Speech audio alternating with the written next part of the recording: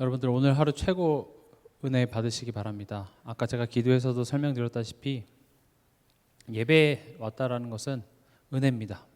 우리 힘으로 우리의 습관적으로 온 것 같지만 하나님께서 우리를 이 자리로 이끄셨고, 또 이 예배라는 이 시간들을 그냥 보내면 뭐가 이렇게 자동적으로 되고, 또 내가 이 시간을 하나님한테 이렇게 정성스럽게 보내면 하나님이 축복을 주시는 그런 차원의 내용이 아니라, 예배 시간은요, 내 생각, 내 고집이 무너지는 시간입니다.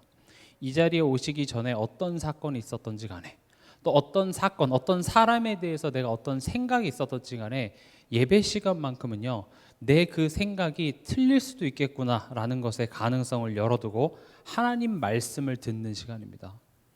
내가 아무리 옳다고 생각해도 그건 나의 관점입니다. 그리고 그 말이 맞다고 할지라도 하나님은 내 생각보다 더 큰 것을 하실 수 있습니다. 내 생각에 제한되면요, 참 암담합니다. 물론 우리가 엄청난 능력을 가지고 있고 내가 거기에 대해서 염려하고 고민해서 이 상황을 바꿀 수 있으면 그럼 내 생각을 계속 하는 게 유익하겠으나, 결국 생각은 생각밖에 낫지 못합니다. 생각해도 답이 없습니다. 그래서 우리는 이 예배 시간에 우린 이 현실에 대해서 내가 할 수 있는 것이 사실은 아무것도 없군요. 항복하고 하나님께 나오는 것입니다.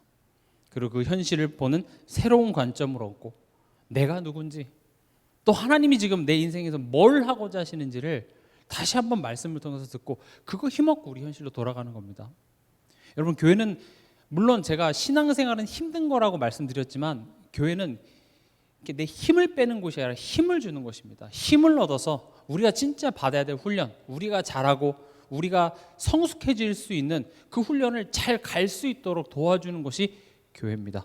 그래서 여러분들이 교회에 와서는요, 그거 외에 나에게 대하여서 힘을 빼는 것, 나에게 대해서 예배에 집중하지 못하게 하는 것, 그런 부분에 대해서는 여러분들이 딱 절제하시는 것도 필요합니다. 오늘 하루 여러분들이 그것을 누리시기 바랍니다. 8월 31일이죠. 8월의 마지막 날입니다.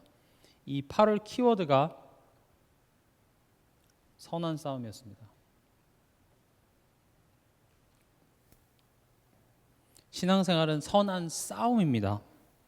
싸우는 것은 가만히 앉아서 되는 것이 아니라 싸워야 됩니다. 힘든 것입니다. 부담스러운 것입니다. 왜냐? 힘들어야 된다가 아니라 나의 오래된 것들을 내려놓는 것이 그만큼 힘듭니다. 이 성경은요, 이렇게 두껍습니다. 요즘 아이들은 성경 책을 잘 안 갖고 다니고 핸드폰으로 봐서 성경이 두껍다는 걸 인식 못하는데, 성경은 꽤나 두꺼운 책입니다. 만약 감정적으로 그냥 하나님 감사합니다 이걸로 끝났으면요, 성경이 이렇게 두꺼울 필요 없습니다. 성경은요, 하나님은 우리의 지성에 지금 호소하고 있습니다. 그냥 느끼는 것만이 다가 아니라 생각하라고 얘기합니다. 그래서 공식집을 주는 것이 아니라 수많은 인생들을 보여주면서 우리랑 한번 생각해보라고 얘기합니다. 선한 싸움, 우리가 하나님 몰랐을 때, 죄의 종노릇했을 때 붙잡고 있었던 것들을 내려놓는 것은 사실은 하나님을 알면 알수록 쉬운 일이나 하나님을 알지 못하기 때문에 힘든 것입니다. 그래서 내게 유익한 것을 얻기 위한 싸움이기 때문에 싸움 앞에 무슨 말이 붙냐? 선한이라는 말이 붙습니다. 이 선한이라는 것은요, 그 싸움의 목적과 열매가 유익합니다. 나에게도 유익하고 또 모두에게 유익합니다. 나에게 유익한 싸움이에요. 여러분, 뭐 어떤 지병이 있어서, 어떤 병이 있어서 내가 살을 빼야 돼요. 그럼 맨날 내가 밤에 야식하고 내가 먹고 싶은 걸 먹었는데 그것을 못 먹게 되는 상황은 굉장히 힘들죠. 그러나 그 싸움은 내게 유익합니다. 그리고 내가 건강해짐으로 말미암아 또 내 자녀들과 내 주변 사람들에게 내가 더 많은 것들을 해줄 수 있기 때문에 모두를 살리는 열매가 되듯이, 신앙생활은 선한 싸움입니다.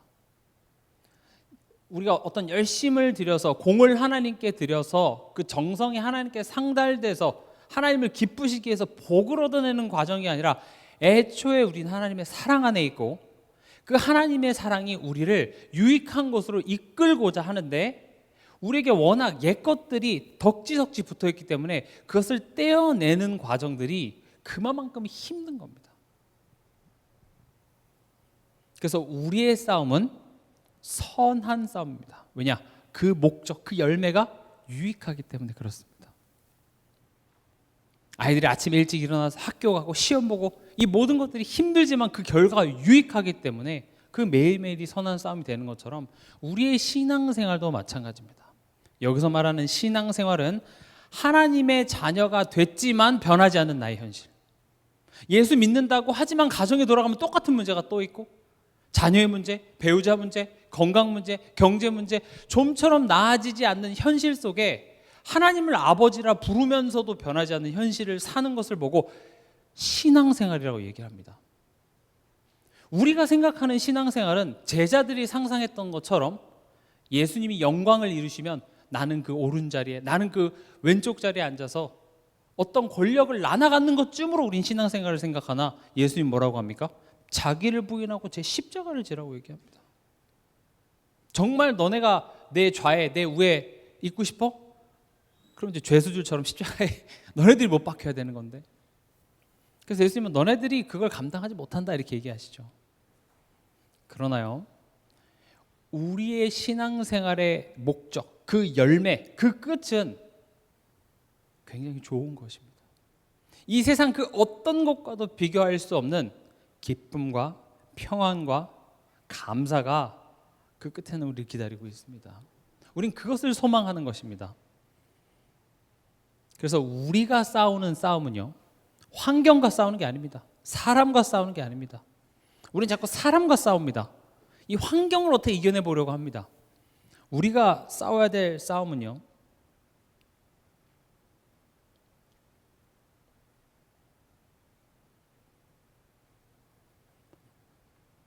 나의 하나님 믿지 못하는 것. 우리의 싸움은 내가 하나님 믿지 못하는 것과의 싸움입니다. 여러분, 사람과 갈등이 있습니까? 저 사람과 싸우려고 하지 말고 이 상황 속에 하나님 믿지 못하는 것과 못하는 내 믿음과 싸우는 겁니다. 꼭 기억하시기 바랍니다. 또 무엇과 싸우는 겁니까? 하나님에 대한 오해와 거짓으로 나를 속이는 사단과 싸우는 것입니다. 사단아 떠나갈지어다. 여러분, 예수 그리스도 이름으로 흑암을 꺾으시기 바랍니다. 그러나 그 꺾는 것은 내쫓는 것밖에 안 되지 내가 서지 못합니다. 서는 것은 무엇입니까? 믿음을 굳건히 하여. 믿음을 굳건하게 하시기 바랍니다. 계속 나가 해놓고 문단속을 제대로 안 하면 차라리 소 잃고 외양간을 고치는 게 선명합니다. 어차피 잃었으니까 고치지 말자. 그럼 나머지서도 계속 잃어버리겠죠. 또 우리의 싸움은 뭡니까? 내 믿음이 연약해져서 하나님 없는 자 같이 생각하고 또 그 상황을 바라보는 나의 옛 관점, 내 기준, 고집, 이게 우리와 싸우는 겁니다. 우리 다 있잖아요. 신앙생활 하면서 내 고집이 있습니다. 내 기준이 있습니다. 하나님, 내가 여기까지만 하나님께 해드릴게요. 여긴 넘어오지 마세요. 이 정도만 지켜주시면 하나님과 저는 괜찮습니다. 근데 하나님은 자꾸 그 선을 넘으시거든요.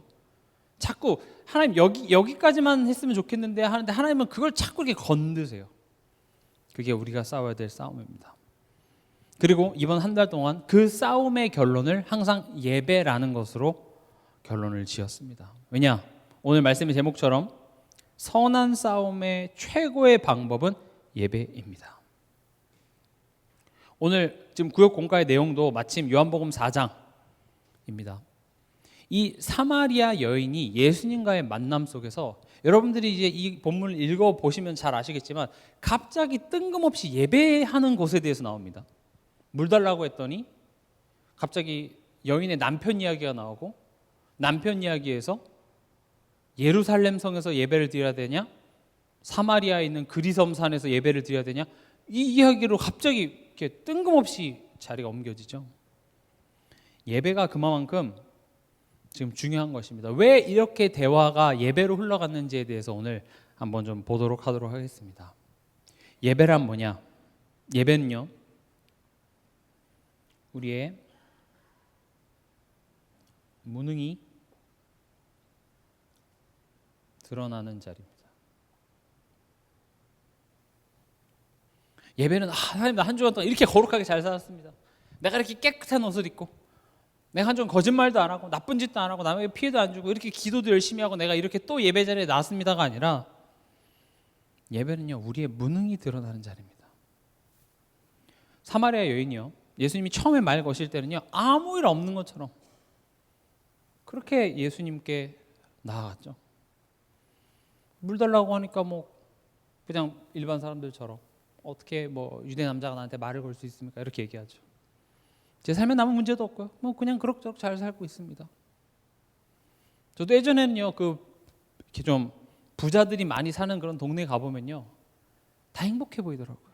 예전에는 그냥 어떻게 이렇게 공원에서 저렇게 아이들과 노는 모습도 막 그림 같아 보이고 그리고 막 그냥 다 좋아 보였어. 막 차에서 막 내리는 모습도 멋있고. 근데 이제 제가 목회자가 되고 그리고 나서 그 동네를 다시 보니까요 와 심각하네. 다 인상이 이렇게 써져 있어요. 부자 동네 아파트 그 주차장에 보면 바퀴들이 시커멓게 그 타이어 자국이 나 있어요. 그 근처에 뭐 커피점이라든지 슈퍼에서 아르바이트하고 일하시는 사람들이요 너무 힘들어요. 너무 또라이들이 많다고. 그리고 제가 또 아시는 분 같은 경우는 그 어린이집 선생님이신데 그 부자 동네에서 어린이집 하잖아요. 그 공황장애가 온대요. 얼마나 이상한 부모들이 많은지. 사실은요 그 속은 다 썩어 있습니다. 그러니까 이 여인이 예수님한테 나왔을 때 아무 일 없는 것처럼 나갔지만 예수님은 다 알고 있었죠. 너 남편이 5이 있었고입니다. 지금 사는 그 남자도 사실은 남편이 아니라 남자친구잖아. 그러니까 예수님은 그걸 꿰뚫어 보셨습니다. 예배라는 것은요 우리가 이렇게 깨끗하게 잘 차려입고 그냥 아무 일 없는 것처럼 오고 아이고 한 주간 어떻게 지냈어요? 잘 지냈어요 하지만 사실은 내 마음속에 엄청난 갈급함이 다 있습니다. 그거 가지고 오는 거예요. 지금 5 남편이 있었고 그 말 자체가 뭡니까? 뭐 어떤 사연인지는 성경이 구체적으로 다르진 않았으나 평범한 삶은 아닙니다. 저도 뭐 헐리우드라든지 그런 배우들이 뭐 한 3번, 4번까지 재혼했다는 얘기는 들었어도 5번 재혼했다 이건 못 들었습니다. 아무리 그 헐리우드의 스타들도 5번까지는 결혼하지는 않더라고요. 근데 심지어 5번 결혼하고 이제 6번째 남자친구인 거죠. 무슨 일인지는 모르겠습니다. 그러나 참 쉽지 않은 인생이죠. 아무도 난 인생을 망치고 싶어 막 살고 싶어 하는 사람은 없습니다. 잘 살아보고 싶습니다. 잘 살아보고 싶죠. 나도 결혼해서 자녀 낳고 내 자녀에게 좋은 거 입혀주고 좋은 학교 보내주고 그러려고 나도 뼈가 빠져라 일을 하는데 참 인생이 마음대로 돌아가지 않죠. 내 계획대로 되지 않습니다. 그래서 사는 게 참 힘들죠. 예배는요 그런 인생 가운데 내가 할 수 있는 것이 사실은 아무것도 없구나. 인생 앞에 그 작은 문제 앞에 심지어 비가 조금만 많이 내려도 이렇게 과학기술이 발전되는데 할 수 있는 게 아무것도 없어요. 뭐 달에 로켓을 쏘고 뭐 인공지능이 아무리 발전해도 한 시간만 집중호우 내리면요 한 도시가 마비가 돼버리죠. 쉽지 않습니다. 사실은 우리 되게 갈급합니다. 예배는요 그런 우리의 무능을 인정하는 자리가 예배입니다. 내가 돈 벌어서 내가 열심히 해서 내가 내 자녀 조져가지고 뭐 만들 수 있을 것 같죠? 아닙니다. 나도 내 마음대로 안 되는데요. 우린 다 갈급합니다. 그런 갈급함이 예수님 앞에 딱 드러내자마자 이 여인이 예배에 대해서 이야기를 합니다. 그 말은 무슨 말이냐? 그럼 하나님께 어떻게 나아가면 됩니까? 지금 이걸 묻는 거예요, 사실은. 이 사마리아 여인이 그래 나 갈급해요. 나 하나님 필요해요. 어떻게 하나님 만날 수 있습니까? 어떻게 예배를 어디서 드려야 됩니까? 유대인들은 예루살렘 성전에서만 예배를 드려야 된다고 하는데 또 사마리아 사람들은 그리솜산에서만 예배를 드려야 된다고 하는데 이거 뭐 예배를 어디서 드려야 됩니까 그러면? 근데 이 여인이 참 은혜 받은 것이 이렇게 나의 갈급함 앞에 내가 그럼 하나님 앞에 내가 나아가야겠네요 라고 깨달을 수 있는 게 은혜라는 것입니다.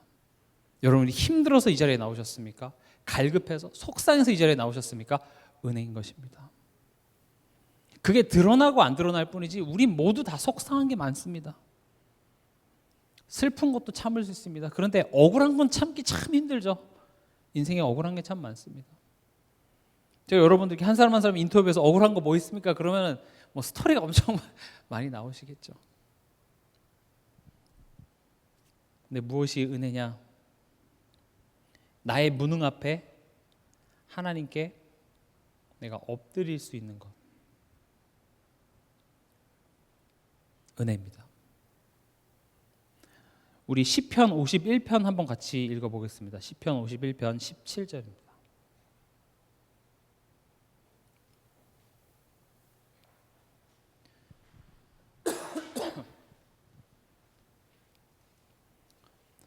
시편 51편 17절 같이 읽겠습니다.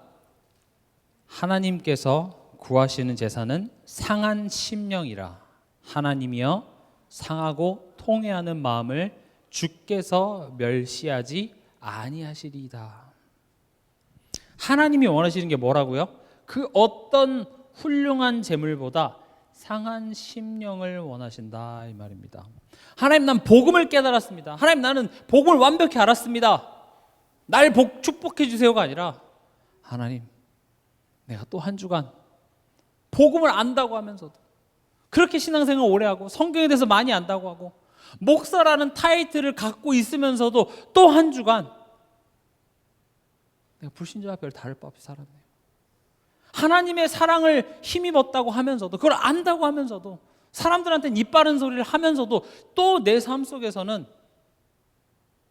내 방법대로, 내 생각대로, 내 기준대로 사람을 분석하고 판단했던 나인 것이죠. 그렇게 판단해서 뭐 해결책이 있습니까? 없습니다. 그냥 도망가야겠다, 그만하고 싶다, 그런 거밖에 없죠. 그런 납니다. 아, 나는 아무것도 할 수 없구나. 그게 상한 심령입니다. 오직 주만 바라봐야겠습니다, 하나님만 바라봐야겠습니다라는 구호가 하나님을 오직 바라보게 하는 게 아니라 내가 의지할 게 아무것도 없다, 이게 진짜로 인정될 때 하나님을 바라보게 되어 있습니다. 우리 인간은 그렇습니다. 모든 걸 다 가지고 있으면서 하나님만 바라보게 될 것 같습니까? 아닙니다. 우리 다 뒤에 나 나름대로 믿는 구석들을 하나 두 개씩 다 꼽을 쳐놓고 있죠. 하나님은 그걸 뺏어간다는 말이 아닙니다. 돈을 안 준다는 말도 아니고 건강도 뺏어간다는 말이 아니라 온전히 하나님을 의지할 수 있는 것이 행복의 근원이고, 그게 회복될 때 하나님께서는 내가 갖고 있는 것보다 10배, 100배 더 큰 축복을 부어주시겠다 이 말입니다. 하나님이 원하시는 것은요, 상한 심령입니다. 심령이 가난한 자는 복이 있나니. 복음의 빛이 비춰지면요, 우리의 민낯이 드러납니다. 자녀 왜 안 바꿔주세요가 아니라 이 자녀 문제 앞에서 내가 정답도 알아요. 그래, 내가 두려워하고 내가 뭐 하나님 믿지 못하는 이런 걸 다 알면도 불구하고 기도보다는 염려가 먼저 나가고 내 생각이 꼬리에 꼬리를 물어서 그 생각에 사로잡혀서 원망과 불평과 그런 것밖에 하지 못하는 연약한 나예요. 우리 정답 알잖아요. 그거 누구한테 속는 거예요? 사단한테 속는 거예요. 그거 뭐 하는 거예요? 죄의 종노릇 하는 거예요. 안다니까요.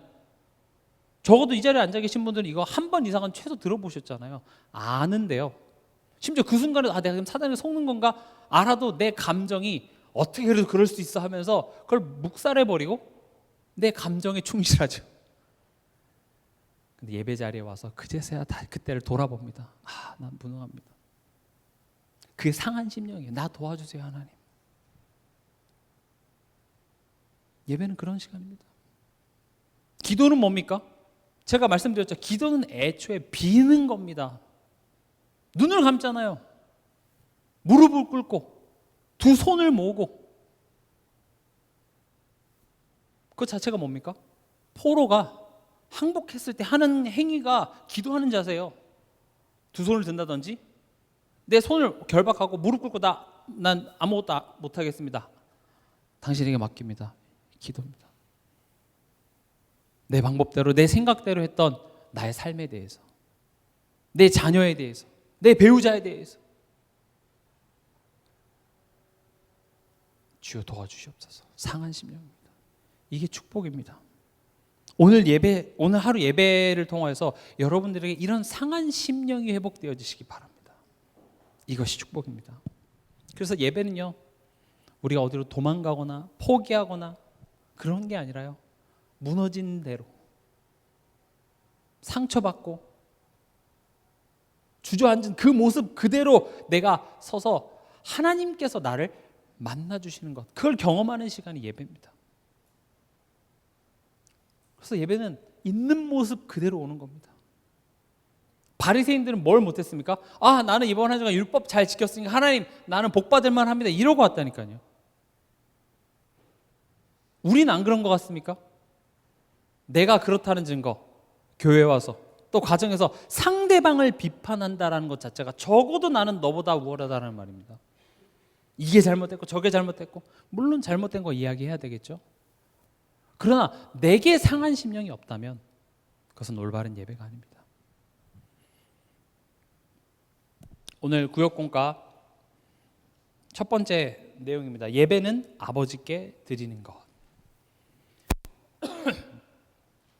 이렇게도 얘기할 수 있습니다. 예배는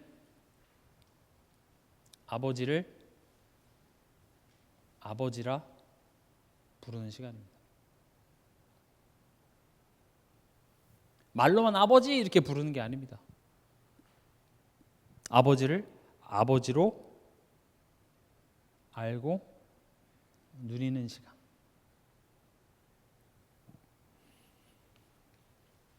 여러분들이 이 내용을 한번 읽어보시고, 사실은 이게 그 구역을 만들어 놓고 구역 모이세요 이렇게 해서 여러분들이 그냥 해야 되니까 하는 모임은 참 안타까운 겁니다. 사실 여러분들이 이 말씀을 붙잡고 3, 4, 5 모여서 여기에 대해서 같이 이야기해보고 같이 토론해보고 스스로 점검해보고 이런 것들이 사실은 예배의 연장선상입니다. 여러분들이 그게 정 안 된다면 혼자라도 꼭 그런 부분에 대해서 여러분들이 한번 깊게 생각해 보시기 바랍니다. 예배라는 것은요, 하나님 아버지를 아버지 그냥 평상시에 습관적으로 부르는 것이 아니라 정말 아버지를, 하나님을 아버지로 알고 아버지로 누리는 시간. 그러나 아무나 하나님을 아버지라 부를 수 있나요? 없죠. 요한복음 1장 12절. 영접하는 자 곧 그 이름을 믿는 자에게는 하나님의 자녀가 되는 권세를 주셨다. 그 이름이 뭡니까? 그 이름이 뭐죠? 예수님이 그리스도라는 사실을 믿는 겁니다. 여기서 말하는 그리스도라는 의미를 이렇게 한번 설명해 보겠습니다. 하나님이 나를 먼저 사랑하신 증거입니다. 창세 전에 하나님이 나를 향한 기쁘신 뜻이 있었대요. 그런 종교가 어디 있습니까? 제가 아는 종교 중에 그런 종교는 없습니다. 내가 뭔가 그 신에게 대해서, 그 종교에서 뭔가 열심히 하고 공을 닦아야 거기에 대한 어떤 보상과 복이 오는 것이지, 성경은요 애초에 하나님이 나를 먼저 사랑했답니다. 심지어 내가 잘했을 때 내가 한번 교회 다녀보겠습니다 라고 결정하는 순간이 아니라, 우리가 죄인 되었을 때 하나님이 우리를 사랑하사 우리를 위하여 자기 아들을 십자가에 못 박으시겠다고 하십니다. 우리가 하나님교라고 하지 않고 기독교라고 얘기하죠. 기독교라는 말은, 기독이라는 말이 그리스도 이겁니다. 우린 그리스도를 믿습니다. 하나님 믿는데 왜 그리스도교라고 하나요? 이슬람 사람들도 하나님 믿습니다. 이스라엘도 하나님 믿습니다. 이렇게 쉽게 예를 들어 볼게요. 우리 어떤 되게 유명한 배우가 있는데 그 유명한 배우에 대해서 내가 알아요.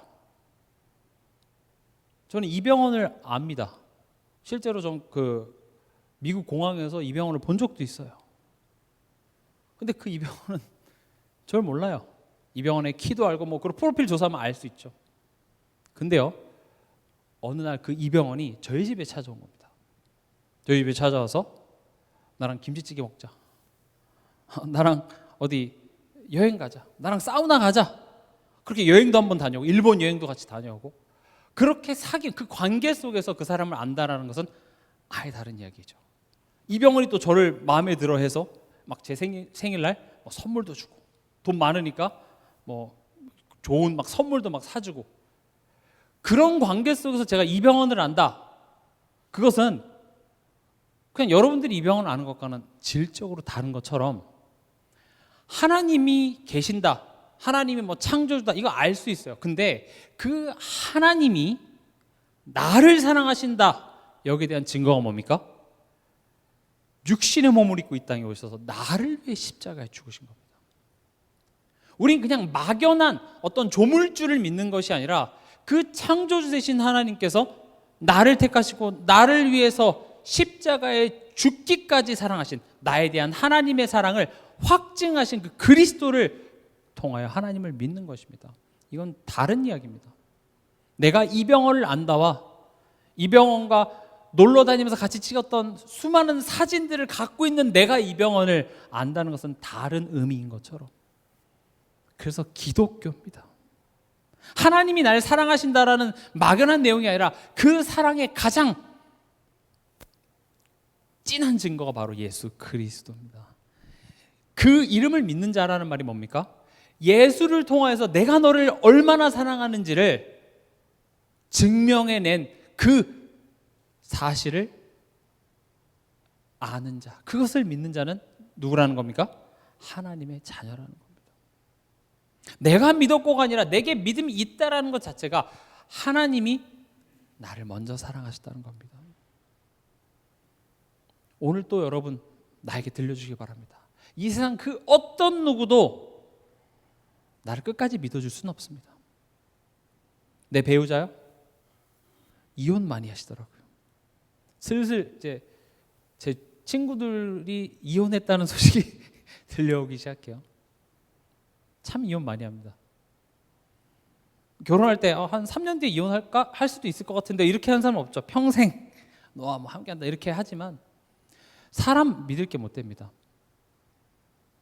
내가 아무리 내가 부모라 할지라도 내가 큰 실수하고 잘못하면 또 이렇게 인연을 끊는 그런 경우도 많죠. 그러나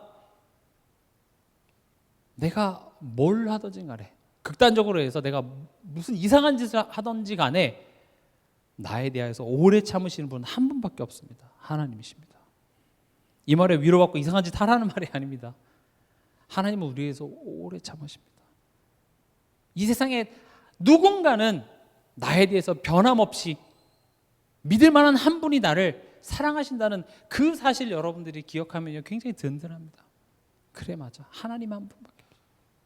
믿을 놈은 아무도 없지만 믿을 분은 한 분 계시구나, 하나님.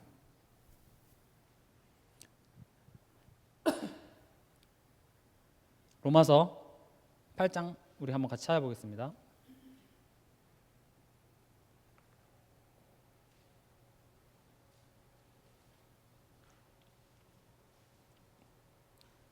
로마서 8장 14절 15절 무릇 하나님의 영으로 인도함을 받는 사람은 곧 하나님의 아들이라. 너희는 다시 무서워하는 종의 영을 받지 아니하고 양자의 영을 받았으므로 우리가 아빠 아버지라고 부르짖느니라. 아멘. 성령 하나님이 우리와 함께 하시기, 우리 안에 지금 함께 하시기 때문에 그 성령으로 말미암아 우리는 하나님을 아빠라고 부를 수 있게 된 겁니다. 예배는 아버지께 드린다 얘기하고 있거든요. 결론적으로 얘기하겠지만 영과 진리로 예배한다 이런 말 많이 들어보셨죠. 그리고 오늘 이 본문에도 나오는데 그 사회자가 예배 시작할 때 땡 하나님은 영이시니 예배하는 자가 영과 진리로 뭐죠? 갑자기 하나님 영이시니 예배하는 자가 영과 진리로 예배할지니라. 이게 무슨 말입니까? 여기서 영은 성령을 의미합니다. 쉽게 얘기하면 진리는 예수 그리스도를 얘기합니다. 영과 진리로 아버지께 예배한다는 것을 지금 제가 설명한 겁니다. 예수 그리스도로 말미암아, 성령으로 말미암아 우리는 하나님을 아버지라 부를 수 있고 아버지께 나아갈 수, 그것을 힘입어서 우리는 예배하는 것이죠. 여러분들이 스스로 한번 점검해 보시기 바랍니다. 나는 오늘 습관적으로 내가 예배 나온 건 아닌가? 내가 중직자니까, 내가 집사니까, 내가 권사니까, 내가 장로니까, 내가 전도사니까, 내가 목사니까 그냥 의례 주일 되면 그럴싸한 옷 하나 차려입고 성경책 먼지 털어서 와서 그냥 예배 보고 가는 것인지, 아니면 하나님을 아버지로 알고 누리는 예배를 드리고 있는지 점검해 보시기 바랍니다. 그냥 습관적으로 오는 기독교인을 썬데이 크리스찬이라고 그러죠. 그런 기독교인이 되지 말기 바랍니다. 하나님 아버지입니다. 마치 탕자가 아버지를 떠났다가 아버지께 다시 돌아오죠. 왜 그럴 수 있습니까? 아빠니까요. 내가 집을 나갔다고 해서 그 아빠가 내 아빠라는 사실이 변하지 않습니다. 탕자는 그걸 기억했습니다. 아버지께 돌아왔습니다. 예배는요, 그 아버지께 돌아오는 겁니다. 돌아왔더니 아빠 뭐라고 합니까? 쇠파이프를 들고 기다리고 계십니까? 골프채입니까? 예전에 그 학교 주임 선생님이 그 의자 다리로 많이 때리셨어요. 거기다 이렇게 청테이프를 감아가지고. 지금 생각하면 되게 몰상식하죠. 왜 그런 걸로 때렸을까? 제가 고등학교 1학년 때는 그 담임 선생님이 국가대표 필드하키 선수였어요. 아직도 이름이 기억나. 이 메시지를 보실 일은 없겠죠. 이름이 두인표였어요. 이름도 무시무시하죠. 그래서 아침에 이제 피곤해서 자고 있으면 왜 자냐고 책상 뒤로 미루라고 하고 이렇게 필드하키처럼 때려요. 그게 제가 여태까지 태어나서 맞아본 것 중에 제일 아팠거든요. 그럼 저 기숙사 학교 다녔기 때문에 남자들이 같이 샤워하면서 뭐 엉덩이에 이렇게 나이키 마크가 다 새겨져 있을 정도로. 지금 뭔 얘기가 되기까지 왔죠? 아버지께 돌아왔을 때 아버지가 몽둥이 들고 여러분들 저 팰라고, 이번 한 주간 너 이렇게 잘못을 저질렀어, 팰려고 기다리지 않습니다. 아니 집을 아버지 산을 다 탕진하고 돌아오는데 잔치를 준비하고 있네요. 돼지가 먹는 그 살을 주워 먹어서 얼마나 더럽겠습니까? 근데 그 자녀에게 입을 맞추고 옷을 갈아입히고, 뭐가 이쁘다고요? 자녀입니다. 여러분들이 예배로 돌아오는 순간, 잘한 게 없는데 하나님 바라보고 하나님, 여러분들이 기도하고 하나님 도와주세요 하는 순간, 너무 막 속상해서 설거지 하다가 그래 하나님 하는 순간, 하나님은 아이고 내 딸아 우리를 맞아주십니다. 예배입니다. 얼마나 감사한지, 얼마나 큰 위로인지요.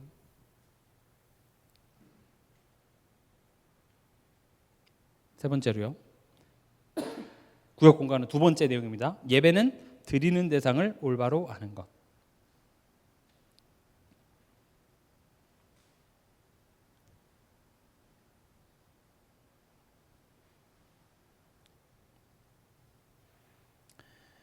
여러분들이 뭐 그런 경험이 있으셨는지는 모르겠지만 점집이라든지 무당 이런 거 최근에 찾아가 보신 적은 없기 바랍니다. 찾아가시면 무슨 모시는 신들이 있죠. 근데 공통점이 뭡니까? 그 신에 대해서 알고자 하지 않습니다. 그 신이 어디서 태어나셨고 뭐 어떤 삶을 사셨고 무슨 뜻을 가지고, 그런 거 원하지 않습니다. 가서 뭐 합니까? 내가 원하는 거 이루려면 어떻게 해야 됩니까? 이번에 사업이 좀 시작을 하려고 하는데 이게 사업 잘 되겠습니까? 지금 뭘 설명하려고 하냐면은, 예배 드리는 대상을 아는 게 중요한데, 그 예배 드릴 대상을 안다라는 것은 단순히 지식적으로만 안다는 차원이 아니라 그 신이, 내가 지금 예배 드리는 그 대상이 지금 무슨 뜻을 가지고 있고 뭘 하고자 하는지에 대해서 아는 것이 예배라고 말씀드렸습니다. 근데 이 무속신앙이나 우상숭배의 특징은 뭡니까? 그 신에 대하여서, 그 신이 무슨 뜻을 가지고 있고 뭘 원하는지 알고자 하지 않습니다. 내가 원하는 것을 요구하는 것뿐이죠. 근데 우리도 하나님을 그렇게 믿고 있는지도 모르겠습니다. 예배 와서 모르겠어. 하나님 지금 내 자녀를 향한, 나를 향한 내 남편을 향한, 내 아내를 향한 무슨 어떤 계획과 우리 가정을 향한 무슨 뜻이 있는지는 모르겠고 힘들어 죽겠으니까 바꿔주세요 하나님. 내 기도 열심히 할게요. 평상시보다 한 장 더 넣습니다 하나님. 그래서 헌금 내가 드립니다. 내 정성을 봐서 하나님 좀 잘 해결해 주십시오. 그걸 보고 우상숭배라고 합니다. 한국교회는요, 무속신앙적인 이런 신앙이 너무나도 짙게 깔려 있습니다. 저는 그런 잘못된 것들이 지금 드러나기 때문에 한국교회가 많은 비판을 받는다고 생각하고, 또 그것을 뒤집어서 생각해 보면 회복의 시간표입니다. 우린 그런 것들을 정말로 인정하고, 그래 맞아 우리 그런 부분이 있었어 하고 갱신하는 시간표입니다. 저에게도 이런 부분이 있고 우리 모두에게도 다 그런 부분이 있습니다. 그래서 여러분들이 예배라는 것은요, 하나님이 뭘 원하시는지 하나님에 대해서 아는 시간입니다. 하나님이 나에 대해서 무슨 뜻을 가지고 있는지 거기서 우린 귀를 기울이지 않는다니까요. 하나님 뭘 원하시는 것 따위는 관심 없습니다. 뭐 세계복음화요? 정말 여러분 세계복음화에 관심 있습니까? 없어요. 세계복음화 하면 이런 축복이 따라온대. 세계복음화 했더니 국무총 됐고, 세계복음화 했더니 막 교회가 부흥하고, 이런 거에 관심이 있지 정말 그게 하나님의 뜻이라서 하겠습니까? 그렇게 안 합니다. 그래서 예배를 통하여서 하나님에 대하여서 우리는 아는 시간입니다. 이것도 한번 성경 찾아보겠습니다. 에베소서 1장 4절에서 6절.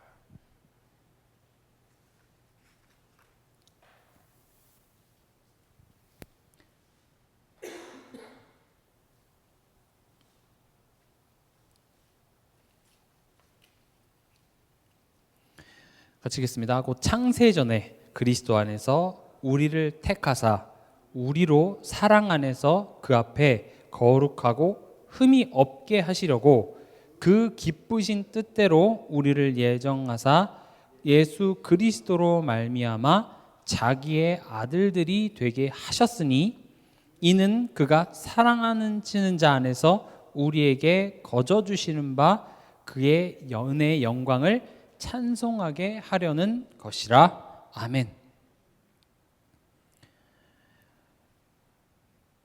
여러분들이 이 에베소서 1장의 내용 깊게 한번 묵상해 볼 시간이 있으셨으면 좋겠습니다.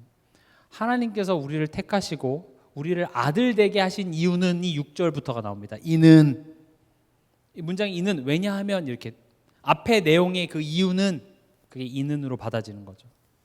뭡니까? 그의 은혜의 영광을 찬송하게 하려고. 지금 보세요. 찬송을 하면 그 은혜와 축복을 더해준다는 게 아니라 다 해놓고 너가 나에게 대해서 기쁘게 하려고 노력하지 않아도 이미 다 해주고 그런 나임을 너가 알면 너는 나를 기뻐하지 않을 수 없을걸? 이거가 됩니다. 우리가 자꾸 오해하는 게 내가 하나님께 감사 드리면 복 주는 줄 알아요. 하나님을 알면 우리는 감사밖에 할 게 없습니다. 우리가 정말 내가 받은 은혜를 알면 풀무불 속에서도 사자굴 속에서도 핍박받는 와중에서도 우린 감사할 수 있는 말도 안 되는 그 은혜를 이미 받은 자임을 기억하시기 바랍니다. 그걸 깨닫게 하겠다는 겁니다. 그 은혜의 영광을 찬송하게 하려는 것. 결국 하나님을 알아, 하나님을 기뻐하는 한 사람으로 나는 너가 되길 바란다. 이게 우리를 향한 하나님의 뜻입니다.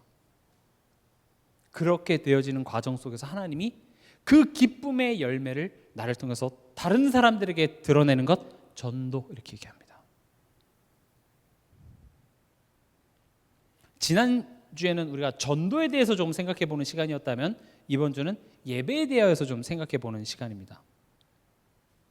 로마서 8장 16절에서 18절 같이 찾아보겠습니다.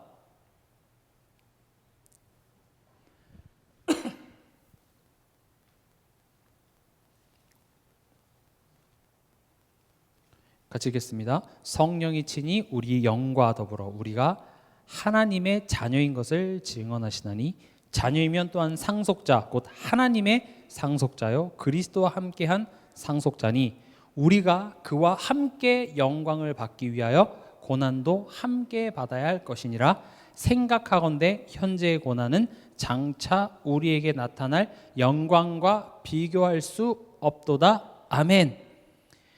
봐보세요. 하나님의 지금 예배라는 것은 대상을 아는 겁니다. 대상을 안다라는 것은 하나님이 뭘 하고자 하는지, 내 인생을 갖다가 뭘 만들려고 하는지에 대해서 배우는 게 예배래요. 근데 지금 로마서 8장에 뭐라고 되어 있냐면 너네가 하나님의 자녀 삼으시려고 했어. 근데 하나님의 자녀면 그냥 자녀가 끝이 아니라 뭡니까? 넌 상속자야. 이제부터는 너는 내 자녀다워지는 그 과정, 그 훈련들을 받게 되는 그 여정이 시작된 겁니다. 고아였다가 내 자녀가 되면 이제는 고생은 끝이죠. 그러나 어떤 고생이 시작되냐? 이제는 내 자녀로서 훌륭해지고 학교를 가고 교육을 받아야 되는 자녀로서 해야 될 그 과정들이 시작되듯이 성경도 얘기합니다. 지금 너가 받고 있는 어려움, 너가 받고 있는 이 갈등 있잖아. 이거 자잘못의 문제가 아니라 너를 상속자다워지도록 하나님의 은혜의 영광을 받은 그 가치를 아는 자로 만들어내기 위한 내가 허락한 문제야, 갈등이야, 이렇게 얘기하고 있습니다. 힘든 것을 없애주는 차원이 아니라 이 힘듦을 견디라고 오히려 더 이야기를 하고 있습니다. 환난은 인내를 위해요. 환난은 기도하면 없애준다가 아니라 환난은 인내를, 인내는 연단을. 인내가 뭘로 연결됩니까? 연단이에요. 연단이 뭐죠? 쇠를 막 쳐서 불순물을 없애고 순도를 높이는 과정이 연단입니다. 힘든 겁니다. 그러나 그 연단은 뭐를 만들어냅니까? 소망을. 하나님이 여러분들을 향한 뜻과 계획을 가지고 있습니다. 힘든 거 맞습니다. 신앙생활 미치고 도망가고 싶고 그냥 다 포기하고 싶은 거 맞습니다. 그렇게 해서 하나님께 고함 지르는 게 그게 훌륭한 겁니다. 포기하고 도망가는 거 그게 나쁜 겁니다. 힘들어서 예배 나오십시오. 힘들어서 부르짖으십시오. 안 나오던 새벽 기도도 나오십시오. 철야기도 와서 주여라고 외치십시오. 힘들 때 그렇게 하십시오. 왜냐? 이것은 잘하고 못하고의 문제가 아니라 우리를 훌륭하게 만드는 상속자 수업이기 때문에 그렇습니다. 결론입니다. 로마서 12장 1절에서 2절. 그러므로 형제들아 내가 하나님의 모든 자비하심으로 너희를 권하노니 너희 몸을 하나님이 기뻐하시는 거룩한 산 제물로 드리라. 이는 너희가 드릴 영적 예배니라. 너희는 이 세대를 본받지 말고 오직 마음을 새롭게 함으로 변화를 받아 하나님의 선하시고 기뻐하시고 온전하신 뜻이 무엇인지 분별하도록 하라. 예배는요, 우리의 몸을 제물로 드리는 겁니다. 우리의 몸이 뭡니까? 여러분들이 지금 이 예배 시간 오기 전까지 내가 가지고 있었던 그 생각이 제물입니다. 어떤 사람에 대한 나의 생각, 내 상황에 대한 나의 판단, 내 자녀, 내 배우자, 내 현실을 바라보면서 내가 가지고 있었던 그 생각들이 제물이고 그 제물을 예배 시간, 즉 제단에 올려서 말씀의 검으로 그걸 쪼개는 겁니다. 불로 태워서 없애는 겁니다. 그리고 하나님이 더 크게 일하신다는 그 사실 앞에 내가 무릎을 꿇는 겁니다. 그게 예배드린 겁니다. 이 자리에 와서 앉아있다만 가는 게 예배가 아니라 그렇게 내 생각이 깨지고 새로운 생각으로 변화를 받아가시는 그 예배, 그것이 우리가 드리는 예배입니다. 여러분들이 이 예배 누리는 오늘 하루 또 한 주간 되시길 주님의 이름으로 축원합니다.